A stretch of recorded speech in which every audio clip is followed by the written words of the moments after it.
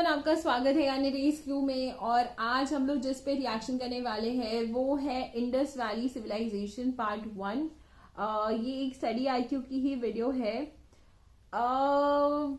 Indus valley civilisation में यहाँ पे आई थिंक हड़प्पन सिविलाइजेशन के बारे में शायद बात हो रही है। हाँ, हड़प्पन सिविलाइजेशन पे है। एंड मैं अपनी एक पर्सनल चीज में शेयर करती हूँ कि मुझे Harappan civilisation was like my first like history में जिसमें मेरे को सबसे ज्यादा इंटरेस्ट आया था। रेस्ट ऑफ देम मुझे कभी हिस्ट्री में इतना इंटरेस्ट नहीं था। I don't know why, but it was a very fascinating to even read about ancient histories पे। सबसे सरप्राइजिंग बात ये रहती है कि हड़प्पन सिविलाइजेशन के अंदर हम जो सिविलाइजेशन देखते हैं उतना ऑर्गेनाइज्ड था। मतलब they know how to use their मतलब कुकिंग और सब्जी बनाने के लिए you have your utensils also, spoon use कैसे करना है। And specially the surprising thing which I found, मतलब शायद नहीं भी हो बाकी लोगों को, बट कि उनका जो ड्रेनेज सिस्टम था that was very much fascinating. मुझे वो देख के बहुत ही अच्छा लगा था कि दैट टाइम दे नो कि एक प्रॉपर ड्रेनेज सिस्टम उन्होंने पूरे कॉलोनी का एक ड्रेनेज सिस्टम बना के रखा जो कि एक समुद्र में जाके या फिर कहीं पे जाके उसको आप डिस्पोज ऑफ कर सकते हो। एंड एक प्रॉपर चैनल बनाया हुआ था। That was so amazing that कि they know how to make, और वो भी ग्राउंड लेवल पे। ये नहीं था कि लाइक कहीं कहीं पे जैसे कि हम लोग जब यूरोपियंस में भी लेते या फिर हम जब वाइकिंग की हिस्ट्रीज भी लेते तो उसमें कभी भी प्रॉपर ड्रेनेज के बारे में भी लिखा नहीं गया था। वहां पे था कि रिवर साइड वो लोग डिपॉजिट्स करते थे। लेकिन और भी है, यूरोपियंस में था कि वो लोग एक टावर होता था वहां पे जाकर ताकि वो नीचे आ सके, फिर उसको वो डिपॉजिट लेते थे। Maybe I can be wrong in it, मतलब और भी हो सकता है। लेकिन हड़प्पन का मुझे यही चीज अच्छा लगता था कि वो लोगों ने प्रॉपर चैनल बनाया हुआ था कि how to deposit their waste also. और भी बहुत सारी चीजें हैं। दे हैडिंग मतलब कि कॉलोनाइज कैसे करे थे उन्होंने, कैसे अपने एडमिनिस्ट्रेशन स्ट्रक्चर बना के रखा हुआ था, बिकॉज वो पता चलता था, उनकी स्ट्रक्चर देख के पता चल जाता था। बट लेट्स सी कि इसमें हमें हड़प्पन सिविलाइजेशन के बारे में और क्या पता चलता है। और इसी के साथ हम वीडियो को यहाँ पे स्टार्ट करते हैं। बट वीडियो स्टार्ट करने से पहले बता दूं, प्लीज गाइस लाइक करो, सब्सक्राइब डेफिनेटली करो, और आप मुझे कमेंट सेक्शन पे लिख के जरूर बताओ कि आप लोगों को मेरा रिएक्शन कैसा लगा। तो इसी के साथ वीडियो को यहाँ पे स्टार्ट करते हैं। Indus valley civilisation, history and geography.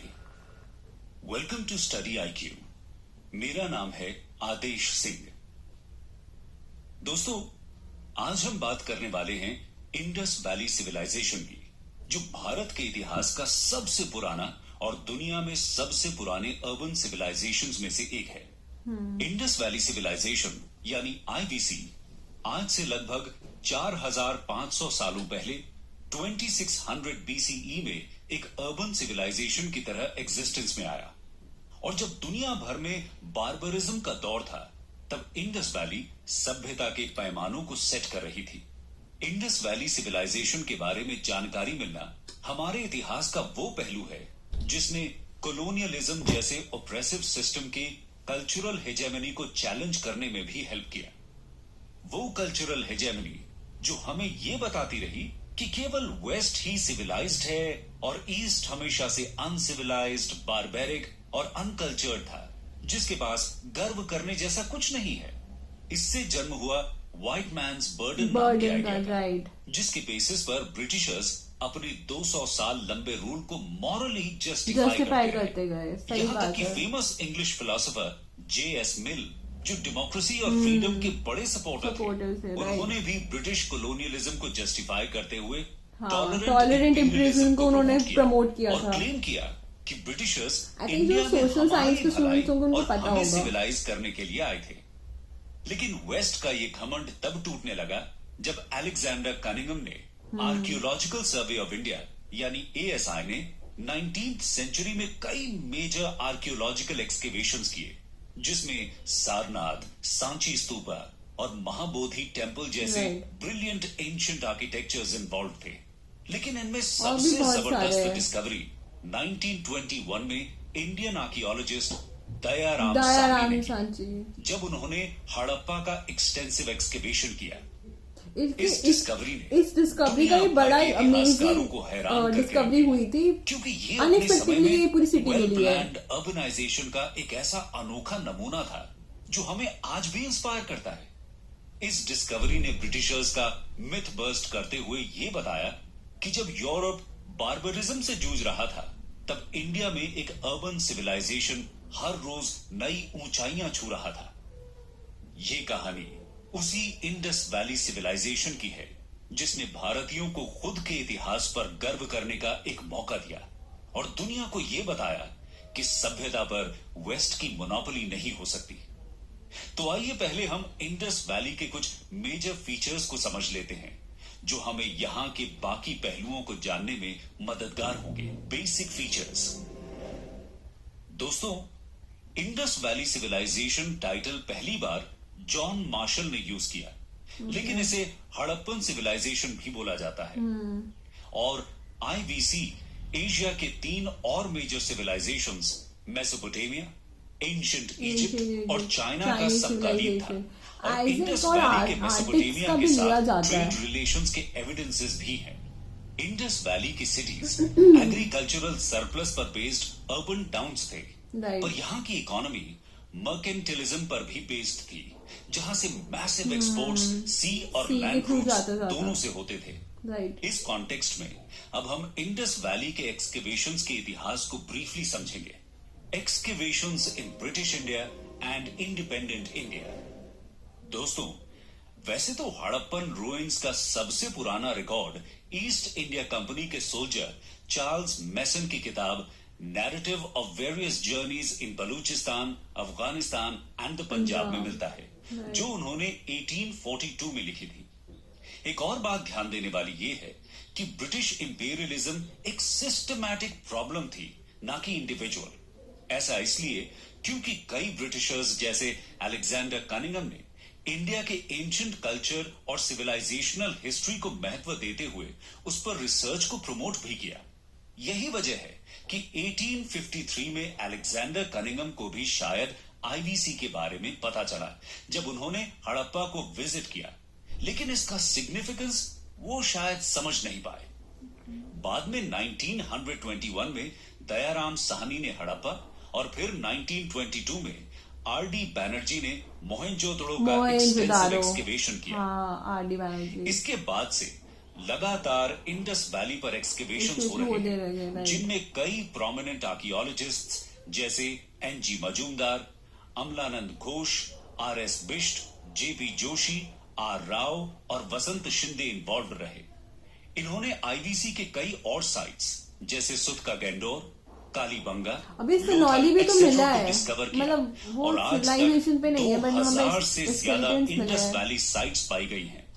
दोस्तों, इंडिपेंडेंट इंडिया के एक्सकेवेशंस की बात करें तो उसमें सबसे मेजर डिस्कवरी थी 1990s में आरएस बिष्ट की, जब उन्हें धोलावीरा में स्टोन इंस्क्रिप्शन और इंडस साइन बोर्ड मिले। Indus sign board wooden plate में इंडस स्क्रिप्ट का लॉन्गेस्ट इंस्क्रिप्शन है और स्टोन इंस्क्रिप्शन ऐसा पहला हड़प्पन इंस्क्रिप्शन है जो स्टोन में है। इसके पहले मिले इंस्क्रिप्शंस टेराकोटा, वुड एक्सेट्रा में इंस्क्राइब थे।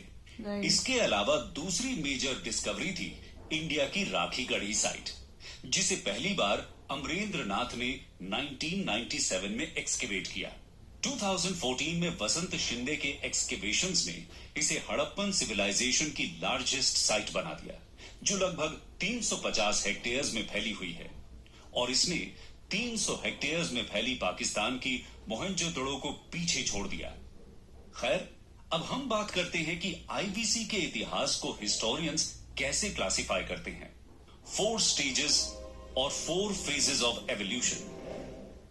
दोस्तों, हिस्टोरियंस आईवीसी को जनरली 4 फेजेस में डिवाइड करते हैं। इसमें पहला है प्री हड़प्पा, जो 3300 बीसीई के पहले का फेज है। इस दौर में नोमैडिक लोग सेटलमेंट्स बनाने लगे और एग्रीकल्चर की शुरुआत हुई। दूसरा है अर्ली हड़प्पा, जो लगभग 3300 बीसीई से 2600 बीसीई तक था। इस दौर में हड़प्पा में बड़े बड़े विलेजेस का इमर्जेंस हुआ, जो बाद में अर्बन टाउन्स में कन्वर्ट हुए। तीसरा और सबसे इंपॉर्टेंट है मैच्योर हड़प्पन फेज, जो 2600 से 1900 बीसीई तक एग्जिस्टेंस में रहा। इस दौरान वो ग्रेट सिटीज फ्लरिश कर रहे थे, जो आईवीसी को अर्बन बनाते हैं, और इसी दौर में हड़प्पा में मैर्केंटिलिज्म भी अपने चरम पर था। आखिरी फेज है लेट हड़प्पन फेज, जो 1900 बीसीई से 1300 बीसीई में मिलता है, जो कि वो माइग्रेट कर गए IBC का थे, डिक्लाइन वो लोग दिखता है, मतलब जिसके बाद दूसरी तरफ शिफ्ट हो गए धीरे-धीरे थे। ये सिविलाइजेशन इतिहास बन गया। राइट। चलिए अब आपको लेकर चलते हैं इंडस वैली की जियोग्राफी की ओर और जानते हैं कि ये कहां से कहां तक फैला हुआ था। Geography of Harappan sites. Indus valley civilisation Punjab, Haryana, Sindh, Balochistan, Gujarat, Rajasthan और वेस्टर्न यूपी तक फैला हुआ था। ये सारे एरियाज लार्जली इंडस और इंडस की ट्रिब्यूटरीज जैसे रावी के अराउंड लोकेटेड थे और इसीलिए इसे जॉन मार्शल ने इंडस वैली सिविलाइजेशन बोला। एक थियोरी के हिसाब से इंडस वैली पहले काफी ज्यादा फर्टाइल था, इसीलिए यहां पर आईवीसी का जन्म हुआ। लेकिन बाद में इंडस वैली की फर्टिलिटी में डिक्लाइन और एनवायरमेंटल चेंजेस के चलते शायद यहां के लोग गंगा वैली में चले गए, जहां बाद में पोस्ट हड़प्पन सेटलमेंट्स, महाजनपद और मगध जैसे किंगडम्स का राइज हुआ। अभी तक के एक्सकेवेशन के हिसाब से मांडा नॉर्दर्न मोस्ट, वहां पे थे, दाइमाबाद मगध सदर्न वगैरह। मोस्ट, आलमगीरपुर ईस्टर्न मोस्ट और सुद का Dor western most Harappan sites हैं।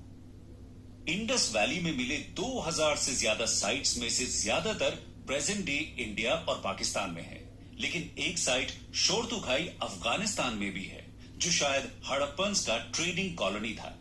पोर्ट सिटीज में सुरकातोड़ा, लोथल, कुंतासी गुजरात में, अल्लादीनो, बालाकोट और सुद का गेंडोर जो अब पाकिस्तान में है नाम की साइट्स आती हैं, जहां से मेजर ट्रेड्स के एविडेंस सूसा और उर नाम के मेसोपोटेमियन साइट्स में मिले हड़प्पन सील्स हैं।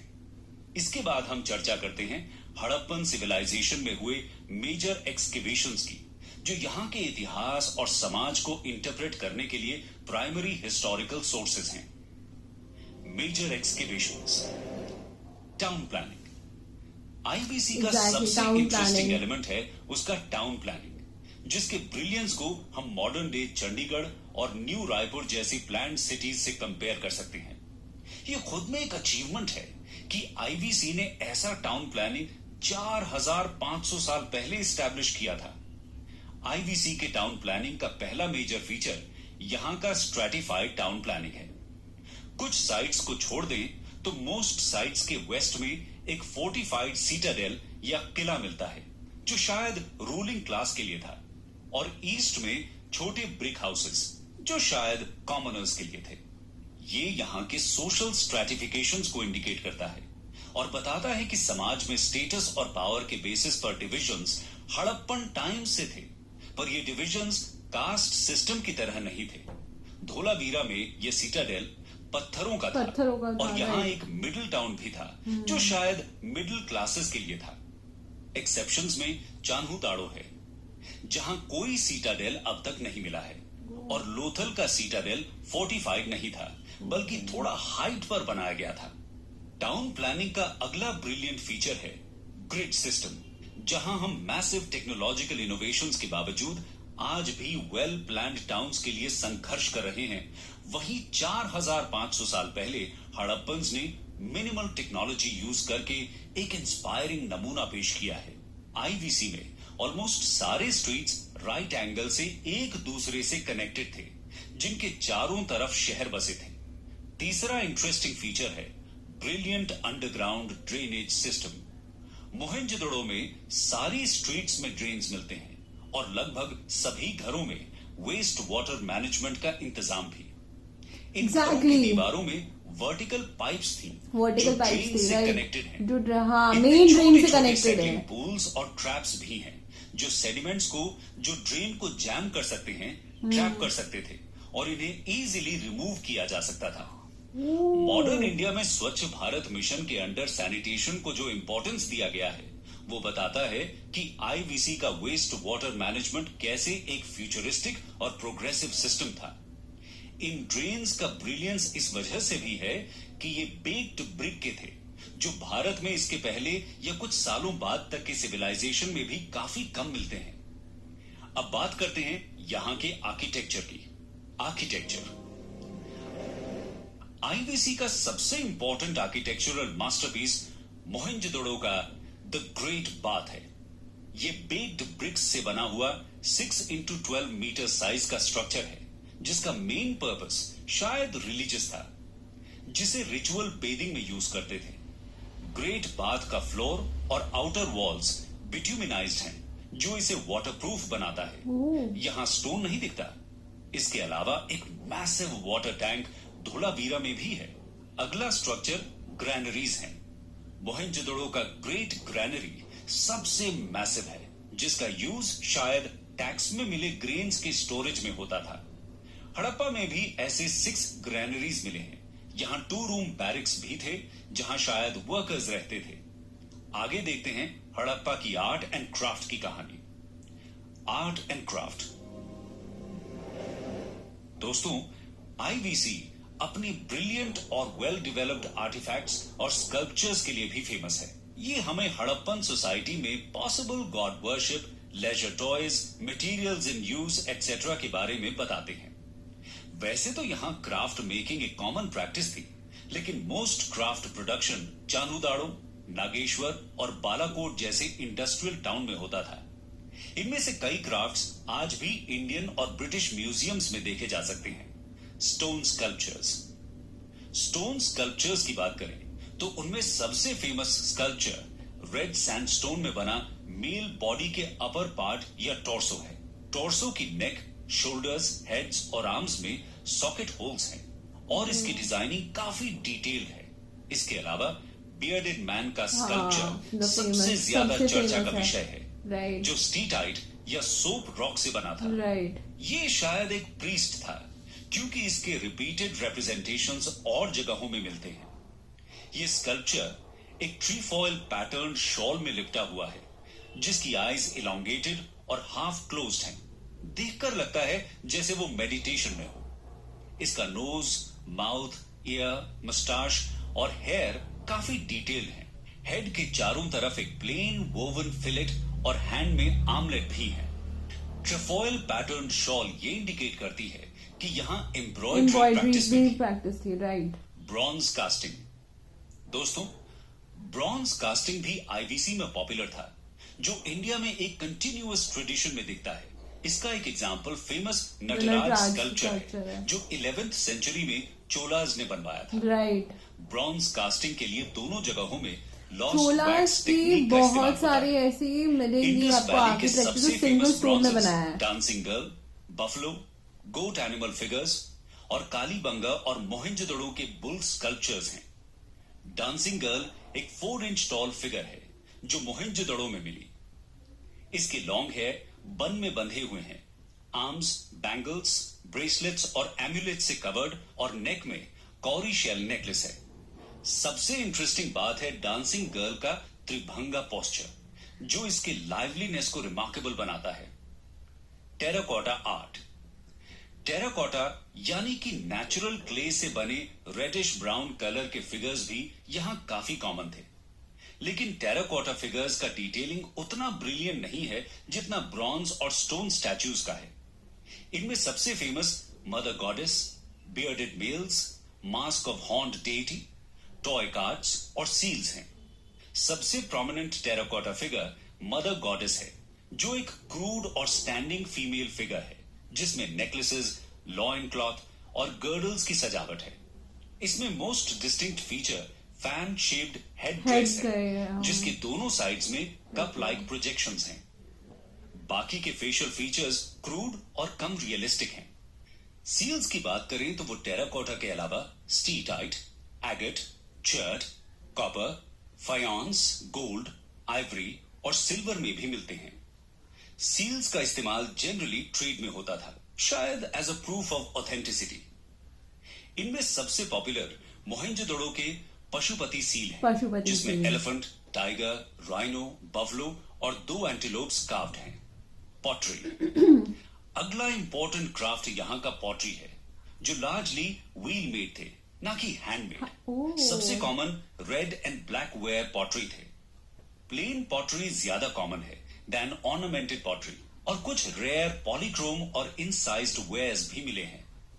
पॉटरीज में ग्रेसफुल कर्व्स ज्यादा कॉमन है देन स्ट्रेट और एंगुलर शेप्स।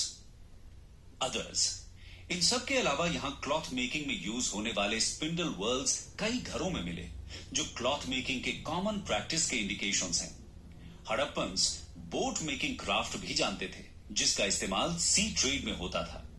यहाँ वेट्स एंड मेजर्स भी डेवलप थे, जो शायद हाँ, वेट एंड 16 के मेजर्स का मैंने multiples में भी यूज सुना होते था थे। कि वो लोग जो ये स्टोन यूज मेजरमेंट होते हैं। टेक्निक मॉडर्न इंडिया तक देखने को मिला, जहां 16 आना 1 रुपए होता था। तो ये था इंडस वैली सिविलाइजेशन के इतिहास का वो पहलू जिसमें हमने वहां की जियोग्राफी, टाउन प्लानिंग, आर्किटेक्चर और मेजर एक्सकेवेशंस और क्राफ्ट्स मेकिंग की बात की। ये एक्सकेवेशंस हड़प्पन हिस्ट्री के प्राइमरी एविडेंसेस हैं, जिनके थ्रू ही हम उनके इतिहास और समाज के बाकी पहलुओं जैसे politics, society, economy, religion, culture और डिक्लाइन के बारे में जान पाते हैं।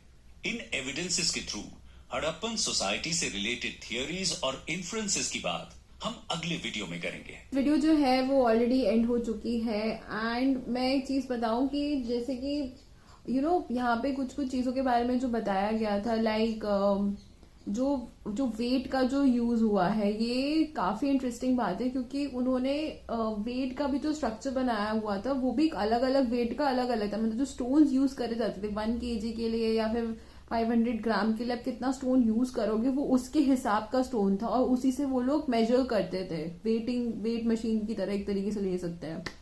और मैं ऑलरेडी वीडियो की स्टार्टिंग में आपको बता चुकी थी कि टाउन प्लानिंग जो था उनका, टाउन प्लानिंग का जो स्ट्रक्चर था, अभी का तो टाउन प्लानिंग का स्ट्रक्चर देखो, कहीं से भी कोई बिल्डिंग मतलब आ जाती है, लेकिन उस टाइम पे वो लोग कितना वेल प्लान थे कि कहाँ से मतलब ड्रेनेज सिस्टम बनेगा, कहाँ से उनका वाटर सप्लाई का होगा, कहाँ से वो लोग रोड्स बनाएंगे। That was so much systematic, जो आजकल के टाइम पे भी हम लोग उसे यूज नहीं करते हैं। मतलब अभी का टाइम तो है ही नहीं, मतलब सड़क तो होती ही नहीं है, सड़क में तो ज्यादा गाड़ियां खड़ी रहती है।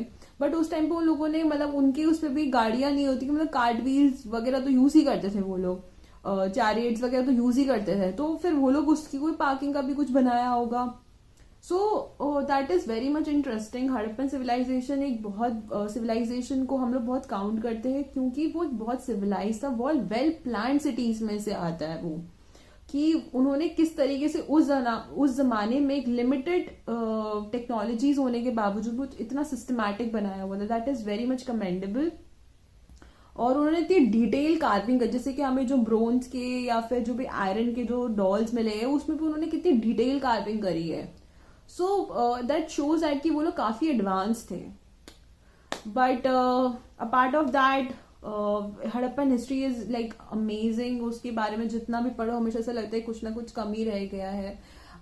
हड़प्पन सिविलाइजेशन इज लाइक, उसमें भी और भी बहुत सारे है कि वहां पे लोग कैसे रहते थे, उनमें विमेन्स के क्या राइट होते थे, मेन्स के क्या राइट होते थे, वॉरफेयर कैसा होता, बार्टर सिस्टम कैसा था। यहाँ पे आई थिंक मैंने पहले भी वो वीडियो बनाई थी सिनौली के रिगार्डिंग, कि यहाँ पे सिनौली के भी काफी सारे हमें उनके स्केलेटन्स मिले हैं।